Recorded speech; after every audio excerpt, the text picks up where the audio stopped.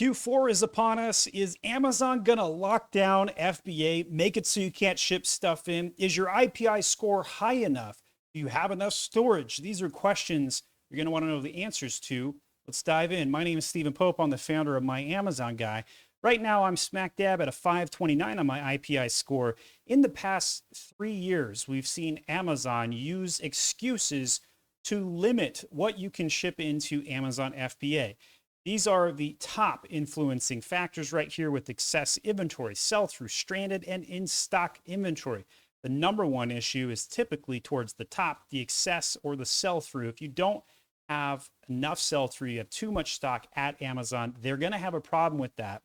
So in the last couple of years, when Q4 rolled around, right around October 1st, somewhere between September 15th and October 15th, we've seen Amazon lock down your ability to ship into FBA.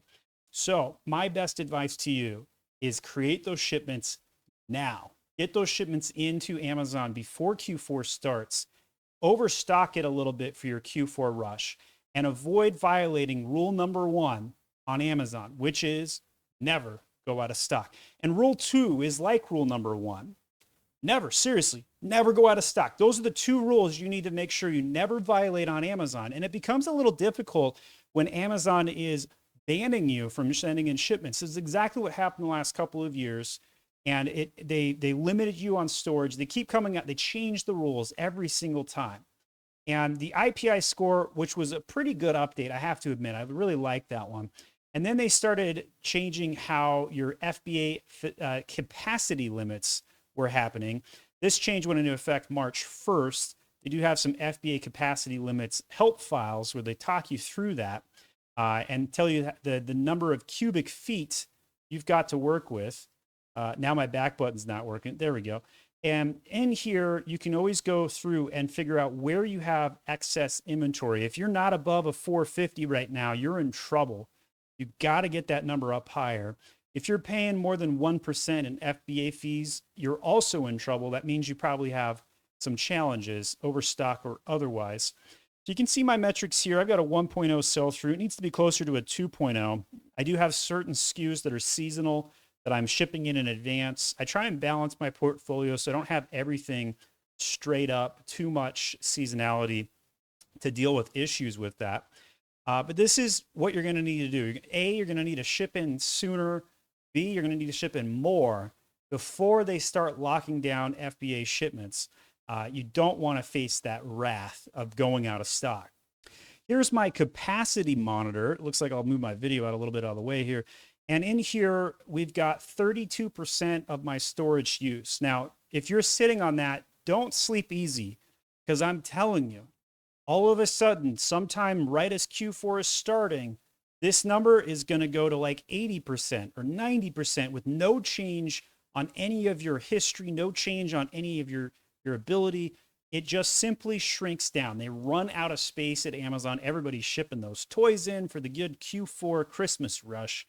And here you can see the total capacity limits. Now, the one thing that I do think we have going for us is the ability to bid on more capacity.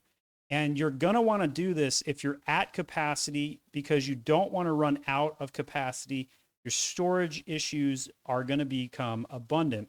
So you can click on this new capacity increase, put in the volume that how much you want. So let's say you want an extra 100, 500. I just randomly typed 5. So we'll go 500 cubic feet and then tell them how much you're going to bid per cubic foot. So if I was going to bid $1 per cubic foot, my reservation fee would be $500. Now, I have to admit, this is a fair system on the out view, as in, as long as everybody's playing fair, as long as Amazon's not giving Vendor Central this territory, as long as Amazon's not just choosing to work with big sellers and giving them additional inventory for free, then an auction-based system like this would be fair. But for us small guys, us $1 million brands or less, this is the only thing you have in front of you you got control over. And so you're going to have to make some calculated costs, some calculated risk. Would you rather have a stock out event or get that extra 10, 20, 25% more capacity? So you can come in here and bid this up, or just avoid all this and shipping it in advance before you need it. Also keep in mind that Amazon has a storage delay, right? So like when you send stuff in, let's say it's November 1st, you start shipping stuff in, it may not even check in until December 1st. And by then, man, that big Black Friday rush is already well off to the races. Sometimes items won't even check in until after Christmas. They get so tied up, they'll start putting dockets of containers outside of their building and just start stacking them up. And if you're at the bottom of that pile, if you're the last truck in the corner over there, good luck. Nobody's getting to you before New Year's, maybe not even until February 15th. I once sent a shipment in September and it checked in February 17th. Oh, man, Lord help me on that one. Because, geez Louise, you never know what's going to happen. So sometimes part of my strategy is to send in frequent small shipments. That way, if one SKU gets hit, you're not totally out of luck. Another thing I can recommend is to use one of our partner sister companies called My Refund Guy. And if they lose your stuff, at least you can claw it back. They don't automatically refund you for this stuff, which drives me crazy. Head over to myrefundguy.com. First $500 is on the house just to prove we can do it for you. After that, straight commission. We have drawn back over $2.8 million recovered for Amazon sellers. That's a huge amount of money considering. And the amount of money that could be going back in your pocket could be $10,000, could be $50,000, depending on how big your account is. We'll take care of those lost and damaged units, lost inbound shipments. So go check it out, myrefundguy.com. Yes, it is a competitor to Getita, same service, but since we're a smaller company than them, we're going to fight a little harder on some of those tickets, right? They're going to let some of those $10 and $20 tickets go by. We're not. We want your business badly. So go check it out, myrefundguy.com. And don't forget, send in your shipments for Q4 now before Amazon locks down your FBA storage capacities.